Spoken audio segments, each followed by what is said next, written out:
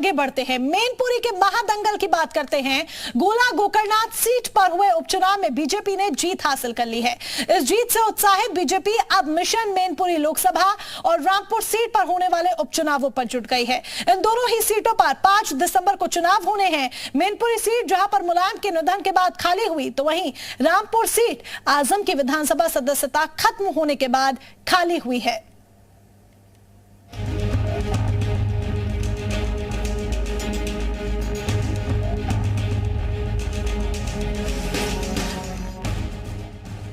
आजमगढ़ और रामपुर जैसे सपा के अवैध किले को भेदने के बाद बीजेपी का आत्मविश्वास चरम पर है। ऐसे में वो मैनपुरी सीट पर कब्जा करने के अपने सालों के प्रयास को कामयाब बनाने के लिए इस मौके को चूकना नहीं चाहती है। गोला उपचुनाव जीतने के बाद तो बीजेपी का उत्साह दोगुना हो गया है। मैनपुरी लोकसभा सीट पर उपचुनाव की रणभेरी बज गई है। मुलायम सिंह यादव के निधन के बाद खाली हुई सीट पर एक और जहां सपा के लिए साख बचाने की चुनौती है, वहीं बीजेपी सपा का एक और मजबूत गढ़ भेदने के लिए तैयारी कर रही है। बीजेपी के लोकसभा प्रभारी मानवेंद्र सिंह मैनपुरी पहुंचे, जहां उन्होंने संगठन के लोगों के साथ बैठक की और चुनाव की रूपरेखा तैयार की। मानवेंद्र सिंह ने कहा कि बीजेपी का एक एक कार्यकर्ता चुनाव के लिए तैयार है। संगठनात्मक दृष्टि से पूरी लोकसभा की एक बैठक, कार्यकर्ताओं की बैठक आज यहाँ आयोजित की गई है और उसमें लोकसभा की चुनाव को कैसे मूल रूप दिया जाएगा जमीन तक, उसके लिए कार्यकर्ताओं की सक्रियता रहती है। एक्टिव मोड में सभी कार्यकर्ताओं को लगाने के उद्देश्य से आज की ये बैठक है। माना जा रहा है कि नेताजी मुलायम सिंह यादव के न रहने से इस सीट पर सपा की पकड़ कमजोर होगी। पार्टी इस सीट पर उम्मीदवार किसे बना रही है, इससे भी यहां का समीकरण निर्धारित होगा।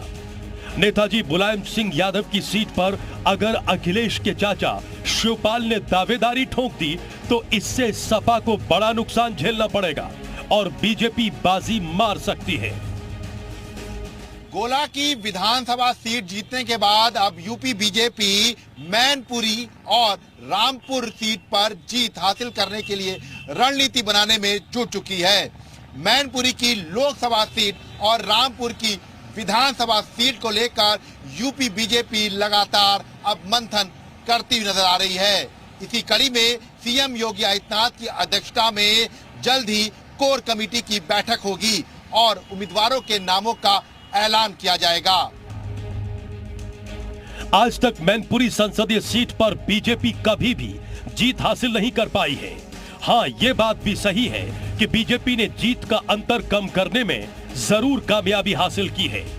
2019 में सपा बसपा गठबंधन के बावजूद नेताजी मुलायम सिंह यादव करीब 95,000 वोटों से ही जीत पाए थे।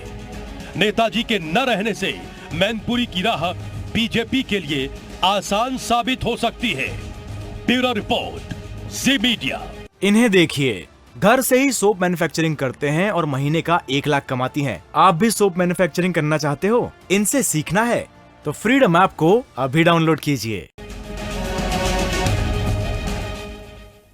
तो मैनपुरी लोकसभा सीट पर उपचुनाव है। ऐसे में मैनपुरी का सियासी इतिहास जान लेना भी बहुत ज्यादा जरूरी है। मैनपुरी सपा का गढ़ माना जाता है। ये समाजवादी पार्टी का अभेद्य किला है। 1996 से अब तक मुलायम परिवार ही यहां पर लगातार जीत दर्ज कराता आया है। 2014 के मोदी लहर में भी सपा ही जीती थी। मोदी लहर भी समाजवादी पार्टी का किला ढहा नहीं पाई थी। 19 में मुलायम सिंह यादव चुनाव जीते। बीजेपी अब तक इस सीट पर चुनाव नहीं जीत पाई है। इन्हें देखिए, घर से ही सोप मैन्युफैक्चरिंग करते हैं और महीने का 1 लाख कमाती हैं। आप भी सोप मैन्युफैक्चरिंग करना चाहते हो, इनसे सीखना है तो फ्रीडम ऐप को अभी डाउनलोड कीजिए।